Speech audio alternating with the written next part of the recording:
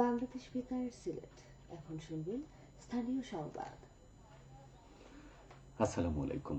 আজ মঙ্গলবার 6 জ্যৈষ্ঠ 21শে জিলকদ 20শে মে। বাংলাদেশ বেতার সিলেট সংবাদ পড়ছি গুলজার আহমেদ। দুর্নীতি শোষণের হাতিয়ার, এর শিকার হচ্ছে সাধারণ মানুষ। দুর্নীতি এখন আর শুধু জনপ্রতিনিধি, নেতা, সরকারি কর্মকর্তার মধ্যে নেই, এটা সাধারণ মানুষের মধ্যে ছড়িয়ে পড়েছে। কথাগুলো বলেছেন দুর্নীতি দমন কমিশনের কমিশনার ব্রিগেডিয়ার জেনারেল অবসরপ্রাপ্ত হাফিজ আহসান ফরিদ। তিনি গতকাল সুনামগঞ্জ জেলা শিল্পকলা একাডেমির হাসন রাজা মিলনায়তনে গণশুনানিতে অংশ নিয়ে প্রধান অতিথির বক্তব্যে এসব কথা বলেন। তিনি আরো বলেন, দুর্নীতি দেশটার কি পরিমাণ ক্ষতি করছে সেটি 2024-এ বোঝা গেছে। তিনি কাউকে ঘুষ না দেওয়ারও অনুরোধ জানিয়ে বলেন, যারা ঘুষ খায় তারা অমানুষ, সে তার নিজের পরিবার, আত্মীয় স্বজনকে অসম্মান করছে। ঘুষ দেবেন না, চিৎকার করুন, প্রতিবাদ করুন। সবাই কথা বললে এই অবস্থার পরিবর্তন আসবেই। একসময় দুদক আর দরকার হবে না। শুনানিতে সভাপতিত্ব করেন জেলা প্রশাসক ডক্টর মোহাম্মদ ইলিয়াস মিয়া। বিশেষ অতিথির বক্তব্য দেন দুদকের মহাপরিচালক মোহাম্মদ আক্তার হোসেন। এ সময় জেলার বিভিন্ন উপজেলার সেবা প্রার্থী ও ভুক্তভোগীগণ সরকারি বিভিন্ন বিভাগের অনিয়ম ও দুর্নীতি এবং সেবা নীতিকে হয়রানির অভিযোগ তুলে ধরেন। সর্বকালেই পরিমাপ সকলের জন্য, এই প্রতিপাদ্যকে সামনে রেখে সারা দেশের মতো সিলেটেও আজ পালিত হবে বিশ্ব মেট্রোলজি দিবস। ওজন ও পরিমাপ বিষয়ে সচেতনতা তৈরিতে প্রতি বছর বিশ্বব্যাপী দিবসটি পালন করা হয়। দিবসটি উপলক্ষে সিলেট জেলা প্রশাসন ও বিএসটিআই এর যৌথ উদ্যোগে আজ জেলা কালেক্টরেটে অনুষ্ঠিত হবে আলোচনা সভা।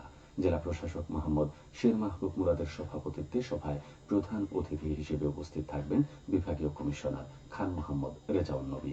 এতে মূল প্রবন্ধ উপস্থাপন করবেন শাহজালাল বিজ্ঞান ও প্রযুক্তি বিশ্ববিদ্যালয়ের সহকারী অধ্যাপক আরিফ আহমদ। সভায় বিএসটিআই বিভাগীয় কার্যালয়ের কর্মকর্তা কর্মচারীগণ, বিভিন্ন সরকারি বেসরকারি স্বায়ত্তশাসিত সংস্থার প্রতিনিধিবৃন্দ, বিভিন্ন শিল্প প্রতিষ্ঠানের প্রতিনিধিবৃন্দ এবং ব্যবসায়ী নেতৃবৃন্দ সহ প্রিন্ট ও ইলেকট্রনিক মিডিয়ার সাংবাদিকবৃন্দ উপস্থিত থাকবেন। মৌসুমী দুর্যোগ বজ্রপাত থেকে রেহাই পেতে কয়েকটি সতর্কতামূলক ব্যবস্থা গ্রহণের জন্য পরামর্শ দিয়েছে আবহাওয়া অধিদপ্তর। এগুলো হচ্ছে, বজ্রপাত হলে ঘরের মধ্যে থাকতে হবে, এ সময় দরজা জানালা বন্ধ রাখতে হবে, নিরাপদ আশ্রয়ে যেতে হবে, কোনো অবস্থায় গাছের নিচে আশ্রয় নেওয়া যাবে না, কংক্রিটের মেঝেতে শোয়া এবং দেয়ালে হেলান দেওয়া যাবে না, বৈদ্যুতিক খুঁটি ও ইলেকট্রনিক ডিভাইসের প্লাগ খুলে রাখতে হবে, জলাশয় থেকে উঠে আসতে হবে এবং ভেজা শরীর থাকা যাবে না, বিদ্যুৎ পরিবাহক যন্ত্র থেকে দূরে থাকতে হবে এবং শিলাবৃষ্টির সময় ঘরে অবস্থান করতে হবে। উল্লেখ্য, সিলেট বিভাগের সুনামগঞ্জ জেলা সবচেয়ে বেশি বজ্রপাত প্রবণ এলাকা। জেলায় বজ্রপাতে গত 11 বছরে 1.5 শতাধিক মানুষের মৃত্যুর ঘটনা ঘটেছে। হবিগঞ্জের বাহুবলে 2 যাত্রীবাহী বাসের মুখোমুখি সংঘর্ষের ঘটনাস্থলেই 2 জন নিহত হয়েছেন। গতকাল দুপুরে উপজেলার ঢাকা সিলেট মহাসড়কের চারগাঁও নামক স্থানে সংঘর্ষ ঘটলে ঘটনাস্থলে চালকসহ 2 জন নিহত এবং 50 জন আহত হন। লাশ দুটি হবিগঞ্জের হাসপাতালের মর্গে রাখা হয়েছে। এদিকে দুপুরে সড়কের বাহুবলের মহিষদুলং নামক স্থানে 2টি যানবাহনের মুখোমুখি সংঘর্ষে 2 জন আহত হয়েছেন। অনাবৃষ্টি ও টানা খরার পর বৃষ্টির পানি পেয়ে প্রাণ ফিরে পেয়েছে মৌলভীবাজারের চা বাগানগুলো। কচি পাতার সমারোহে ক্রমান্বয়ে ভরে উঠেছে জেলার 93টি চা বাগান। বৃষ্টিপাত অব্যাহত থাকলে কাঙ্ক্ষিত উৎপাদন সম্ভব হবে। জেলার পাহাড় টিলায় যতদূর চোখ যায় কেবল সবুজ আর সবুজের হাতছানি। কচি পাতায় রং লেগে পরিণত হয়েছে সবুজ গালিচায়।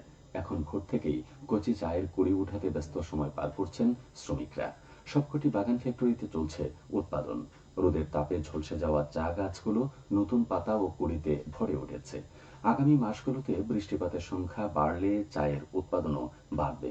বাংলাদেশ চা বোর্ডের দেয়া তথ্য মতে চলতি বছর দেশের 169টি চা বাগান থেকে 10 কোটি 30 লাখ কেজি চা উৎপাদনের লক্ষ্যমাত্রা নির্ধারণ করা হয়েছে। এর মধ্যে শুধু মৌলভীবাজারে লক্ষ্যমাত্রা 7 কোটি 49 লাখ কেজি। মাতৃত্বকালীন ভাতাভোগী গ্রামীণ দরিদ্র মেয়েদের স্বাস্থ্য সচেতনতা বিষয়ে দিনব্যাপী প্রশিক্ষণ অনুষ্ঠিত হয়েছে গতকাল মৌলভীবাজারে। সদর উপজেলা পরিষদে অনুষ্ঠিত প্রশিক্ষণে উপজেলার 12টি ইউনিয়নের 423 জন ভাতাভোগী অংশ নেন।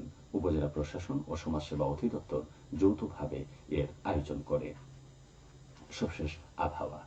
আজ বেলা 1টা পর্যন্ত পূর্বাভাসে বলা হয়েছে সিলেট ও পার্শ্ববর্তী এলাকায় পশ্চিম উত্তর পশ্চিম দিক থেকে অস্থায়ীভাবে ঘন্টায় সর্বোচ্চ 60 কিলোমিটার বেগে ঝোড়ো হাওয়া বয়ে যেতে পারে। সেই সঙ্গে হতে পারে বৃষ্টি অথবা বজ্রসহ বৃষ্টিপাত। এসব এলাকার নদীবন্দরসমূহকে 1 নম্বর সতর্কতা সংকেত দেখিয়ে যেতে বলা হয়েছে। আজ সিলেটের সূর্যোদয় হয়েছে সকাল 5টা 6 মিনিটে এবং সূর্য অস্ত যাবে সন্ধে 6টা 32 মিনিটে। সংবাদ শেষ হলো। পরবর্তী স্থানীয় সংবাদ প্রচারিত হবে দুপুর 1টা 5 মিনিটে।